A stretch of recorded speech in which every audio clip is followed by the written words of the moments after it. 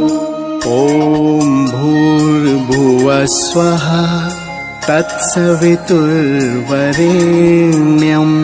भर्गो देवस्य धीमहि धियो यो नः प्रचोदयात्। हाँ, कालिदास के बारे में हम बता रहे हैं। कालिदास एक राजा थे, उनकी एक पुत्री थी, उनका नाम था विद्योत्मा। सुना आपने? उनकी बड़ी विद्वान पुत्री थी, उसका नाम था विद्योत्मा। विद्योत्मा बहुत विद्वान थी। तो उसने कहा, वो जगह जगह शास्त्रार्थ करती थी, बहस करती थी विद्वानों से और सबको हरा देती थी। तो जब बड़ी हुई, वो सुंदर भी थी, सुशील भी थी, राजा की कन्या भी थी। तो उसकी शादी की जब बात हुई तो उसने अपने पिता से कहा कि जो मेरे से हारेगा मैं उसी से शादी करूंगी, जो मेरे से जीतेगा, शास्त्रार्थ में जो मेरे से जीत जाएगा, जिससे मैं हार जाऊंगी, मतलब मैं उसी से शादी करूंगी। तो बहुत सारे विद्वान आए देश विदेश से उसको हराने के लिए, लेकिन उसको कोई हरा नहीं पाया। तो सारे जो जितने भी बड़े बड़े विद्वान थे, उन्होंने सोचा कि मैं विद्योत्मा से शादी करूंगा, मेरे को बहुत दान मिलेगा, दक्षिणा मिलेगी, राजा का दामाद हो जाऊंगा। बहुत सोचते थे, हार जाते थे, फिर पैदल वापस चले जाते थे। तो ऐसे एक विद्वान था, उसको बड़ा गुस्सा आया। उसने कहा कि इसको मैं सबक सिखाऊंगा। किसको? विद्योत्मा को। उन्होंने कहा विद्योत्मा को सबक सिखाना है, इसकी शादी जरूर करवानी। हमने तो नहीं करी, कोई बात नहीं, लेकिन हमने इसकी शादी ऐसे मूर्ख आदमी से है, जो दुनिया का सबसे बड़ा मूर्ख हो, उसको ढूंढने निकले दो विद्वान जो विद्योत्मा से हार गए थे। तो ढूंढते ढूंढते कई दिनों के बाद उन्होंने देखा कि एक आदमी पेड़ में बैठा है, जिस डाल में बैठा है उसी को काट रहा है। उन्होंने कहा इससे बड़ा मूर्ख कौन हो सकता है, इसका उतारो हो गया, तू गिर जाएगा। तो उन्होंने क्या कहा, कालिदास से कहा कि आप बड़े ज्योतिष हैं, आप बड़े विद्वान हैं, आपने कैसे बता दिया कि मैं गिर जाऊंगा? उन्होंने कहा ये तो और बढ़िया हो गया, ये तो बहुत ही बड़ा विद्वान है, ये तो इससे बड़ा मूर्ख कौन हो सकता है। जो ये पूछे कि आप बड़े विद्वान हैं तो गिर जाएंगे, कितना बड़ा मूर्ख है। तो उसको उतारा, उसने कहा हम तेरी शादी करवा देते हैं।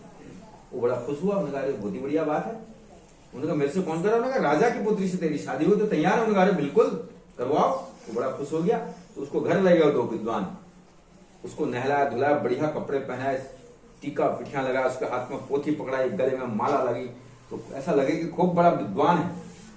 तो राजा के पास ले गए। उन्होंने कहा राजा जी एक जो है ये बहुत बड़े विद्वान आए हैं काशी से, और ये आपकी लड़की से शास्त्रार्थ करना चाहते हैं।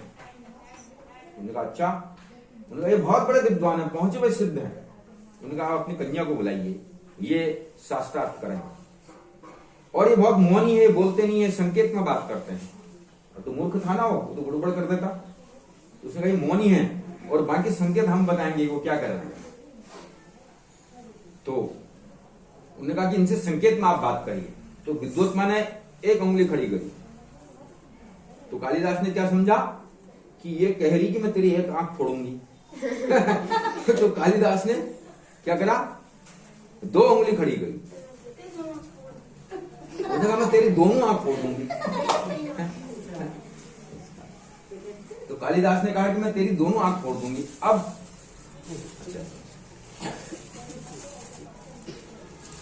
तो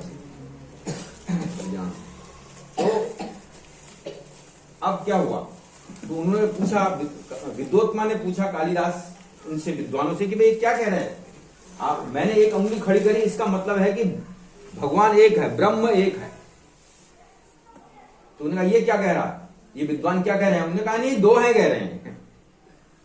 उन्होंने कहा बताओ दो कौन है? उन्हें ये कह रहे हैं कि ब्रह्म दो हैं, एक ब्रह्म एक जीव।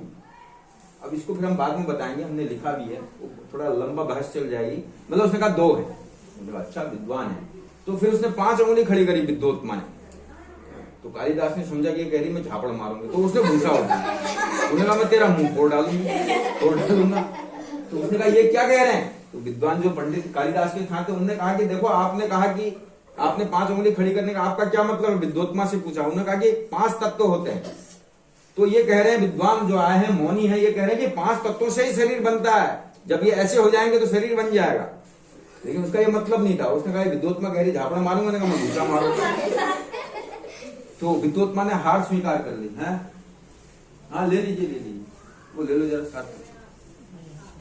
विद्योत्मा ने हार स्वीकार कर ली तो कालिदास की शादी होगी विद्योत्मा से। विद्योत्मा इतनी बड़ी विद्वान, शादी हो गई तो घर चले गए, अपने राजमहल में चले गए, राजा के घर में। तो एक बार ऊंट आया घर के बगल में, तो विद्योत्मा ने पूछा कि क्या है? उन्होंने कहा ऊट ऊट ऊट। उन्होंने कहा ये तो ऊष्ट को ऊट बोलता है, संस्कृत में ऊष्ट बोलते हैं ना उसको। उन्होंने कहा ये तो ऊट ऊट बोला। उन्होंने कहा तेरे को आती नहीं संस्कृत? उन्होंने कहा मैं तो अनपढ़ आदमी हूँ, मैं तो कुछ जानता ही नहीं। तो फिर वो क्या था? उन्होंने कहा वो तो मेरे को पकड़ कर ले आए थे। तो उसने पीछे खड़े करके लात मारी उसको, कालिदास को। उन्होंने कहा भाग यहाँ से, तो शादी करने आया, लात मार के भगा दिया। और उसने कहा जब तक विद्वान ना हो तब तक वापस मत आना है, अपना मुंह मत दिखाना। अब कालिदास चले गए वहां से, तो उनको बड़ा सदमा पहुंचा, बड़ा दुख हुआ।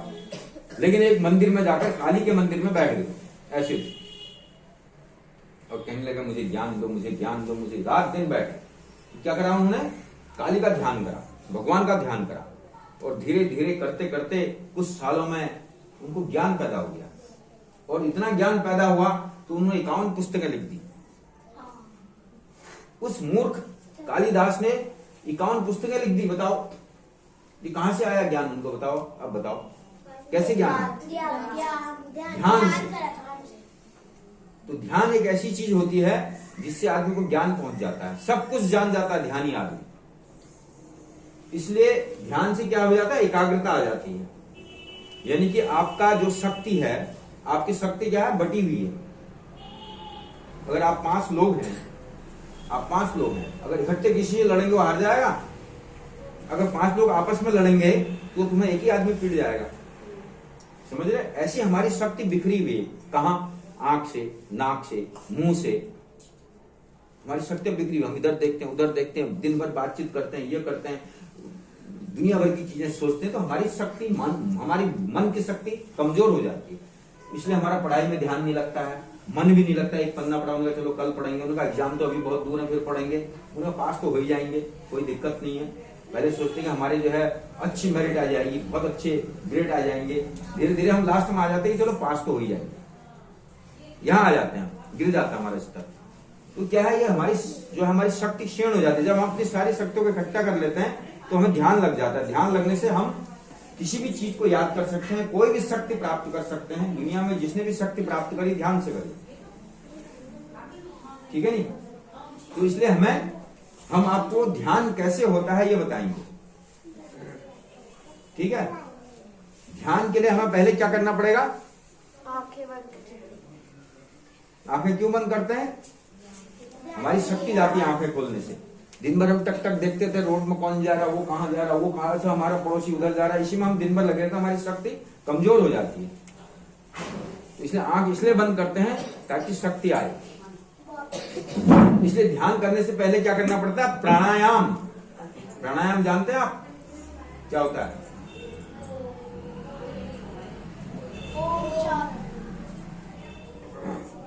प्राणायाम होता है, हम अपनी श्वास को जब रोक देते हैं, ये श्वास चल रही ना, हमने क्या करा?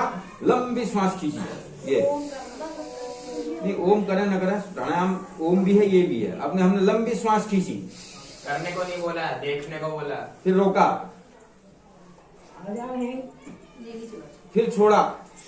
श्वास को, जो हमारी श्वास चल रही है, उसको ज्यादा देर तक रोकना और छोड़ने को प्राणायाम कहते हैं। अभी चल रही ना आप, जैसे 1 मिनट में हम अगर 10 श्वास ले रहे थे, हमने क्या करा? प्राणायाम के माध्यम से 1 मिनट में 5 कर दिया उसको, फिर 1 मिनट में 1 कर दिया, फिर 2 मिनट में 1 कर दिया। ये प्राणायाम है, श्वास को रोकना, अपने प्राणों के लेने और देने के गैप को बढ़ा देना, प्राणायाम।